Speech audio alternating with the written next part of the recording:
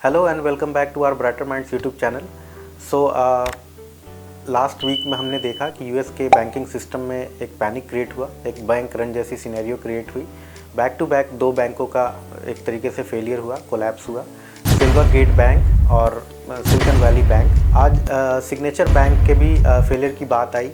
तो basically US के banking system में जो ये बैंक रन स्टार्ट हुआ है, अगर उसके जेनेसिस को देखें तो फेड का स्टीपेस्ट जो फेड इंटरेस्ट रेट हाइक है हिस्ट्री के अंदर में, वो एक बिग रीज़न है। बिकॉज अगर हम चीज़ों को एनालाइज करें तो ये सारे बैंक किसी न किसी वे में जो startup, venture capital and crypto currencies से अटैच्ड थे। एज वी ऑल नो कि फेड जब भी इंटरेस्ट रेट काफ़ी स्टीपली राइज करता है तो something breaks in the way. Post great financial crisis US के फाइनेंशियल सिस्टम में जो लिक्विडिटी पंप हुई थी, वो लिक्विडिटी अनवाइंडिंग की वजह से कई जो रिस्की एसेट्स थे, जिनकी एसेट की वैल्यूएशन काफ़ी हाई हो गई थी, क्रिप्टो करेंसीज हो या फिर स्टार्टअप्स हो, वहाँ पे एक वैल्यूएशन करेक्शंस देखने को मिला है। और बैंक्स की अगर बात करें पर्टिकुलरली जो इन इकोसिस्टम से जुड़े हुए हैं, तो ये होल इकोसिस्टम में प्रॉब्लम था। This things was written on the wall. Sooner और लेटर ये चीज़ फ्रक्टिफाई होनी थी एंड वो चीज़ें प्ले आउट हो रही हैं। होल इकोसिस्टम में जो प्रॉब्लम स्टार्ट हुई वो उसके स्टार्ट की अगर बात करें तो फेड का जैसे इंटरेस्ट रेट 0% से लेके 4.5% तक बिल्ड हुआ इन 2022, और इस स्टीप प्राइस की वजह से कई स्टार्टअप्स के अंदर में लिक्विडिटी की प्रॉब्लम हुई, उन्होंने लिक्विडिटी विड्रॉ करना शुरू किया।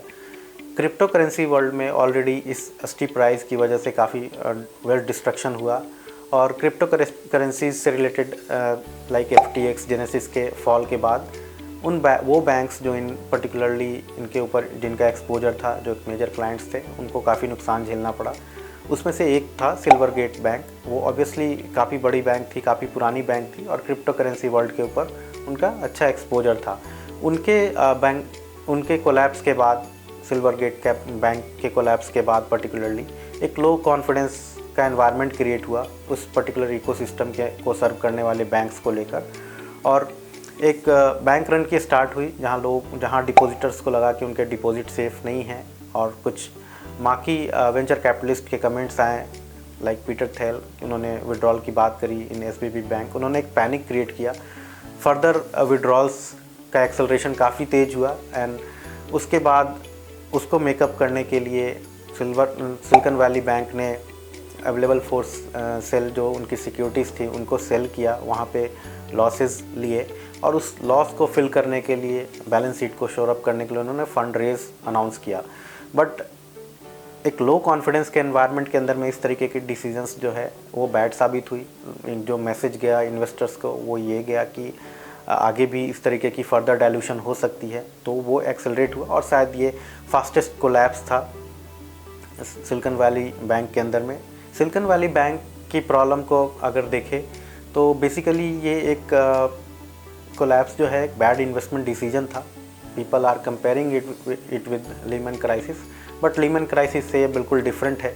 बिकॉज लीमन के अंदर में सब प्राइम लोन्स थे, यहाँ पे लोन्स की क्वालिटी ख़राब नहीं है, NPAs बहुत ज़्यादा बड़े नहीं है। जो इन्वेस्टमेंट बुक था वहाँ पे इनको काफ़ी नुकसान लगा है। सिलिकॉन वैली बैंक के अंदर में पर्टिकुलरली काफ़ी फास्ट कोलैप्स की वजह से FDIC ने इंटरवेन किया, ट्रेजरी सेक्रेटरी जेनेट एलन ने भी इसके अंदर इंटरवेंशन किया, और डिपॉजिटर्स की मनी को सेव करने के लिए FDIC ने उसके ऊपर एक फ्रीज़ लगाया। FDFC what typically it does, FDIC जो है वो बैंक्स की एसेट को सेल करता है अदर बैंक्स को, और डिपॉजिटर्स की मनी को वापस करता है। Silicon Valley bank and signature bank के केस में जेनेट एलन और जो FDIC के चेयरमैन हैं उनका भी एक जॉइंट प्रेस स्टेटमेंट आया, जहां उन्होंने डिपॉजिटर्स की पैसे को सेफ बताया and they can access their money from Monday. Fed ने एक इमरजेंसी बैंक फंडिंग प्रोग्राम का भी अनाउंसमेंट किया, और इन बैंक्स के लिए जो फंड अवेलेबल कराने हैं उसकी अनाउंसमेंट भी करी। So basically it's a kind of bail out, जो इस तरीके से इन बैंक्स, ट्रबल बैंक को हेल्प किया जा रहा है। सो बेसिकली इफ़ हम चीज़ों को थोड़ा फाइनली देखें तो ये जो ट्रबल है वो क्रिप्टो करेंसीज एंड इकोसिस्टम से रिलेटेड है, और कंटैजियन के जो मेन बैंकिंग सिस्टम के अंदर में जो चांसेस हैं वो काफ़ी कम लगते हैं। बैंक यूएस की banking system JP Morgan chase जैसी बड़ी बैंक्स की अगर हम प्राइसेस देखें तो वहाँ पे बहुत ज़्यादा इम्पैक्ट नहीं आया, जो कि मार्केट ये इंडिकेट कर रहा है कि ट्रबल्स उतनी वाइड स्प्रेड नहीं है and contained in these pockets only. So अब हमारे माइंड में ये आता है कि what next.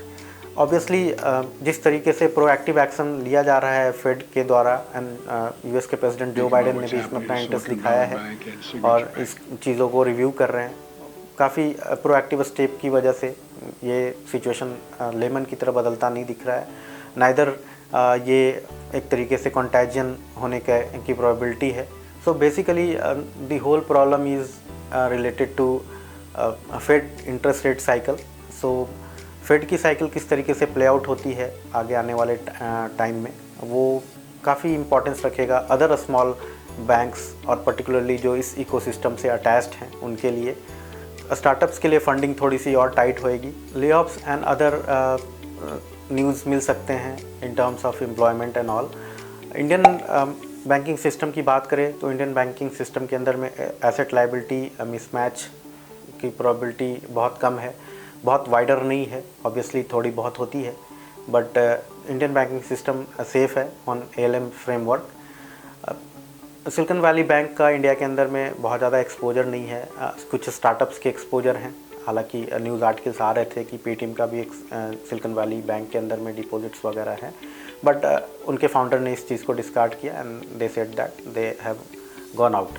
So basically small impact देखने को मिल सकता है इंडियन स्टार्टअप इकोसिस्टम के ऊपर, हालांकि फंडिंग की टाइटनेस रहेगी। सो बेसिकली अगर हम देखें तो silver gate bank, silicon Valley bank, signature bank के वन बाय वन कोलैप्स की वजह से जो बैंकिंग सिस्टम के अंदर में लो कॉन्फिडेंस बिल्ड हुआ है यूएस की मार्केट में, वो फेड के इंटरवेंशन के बाद एंड प्रोएक्टिव एक्शन के बाद एक कॉन्फिडेंस बिल्डिंग मेजर है जो हेल्प आउट करेगी सेंटिमेंट्स को बिल्ड करने में।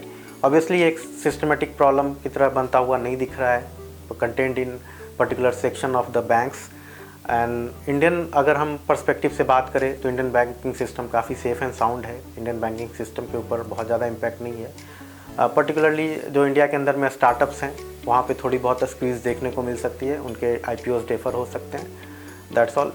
ये सारी चीज़ें यहाँ पे हो सकती है। So we will keep monitoring the Fed interest rate cycle, जिसके ऊपर ये सारी चीज़ें डिपेंड करती हैं आगे आने वाले समय के लिए।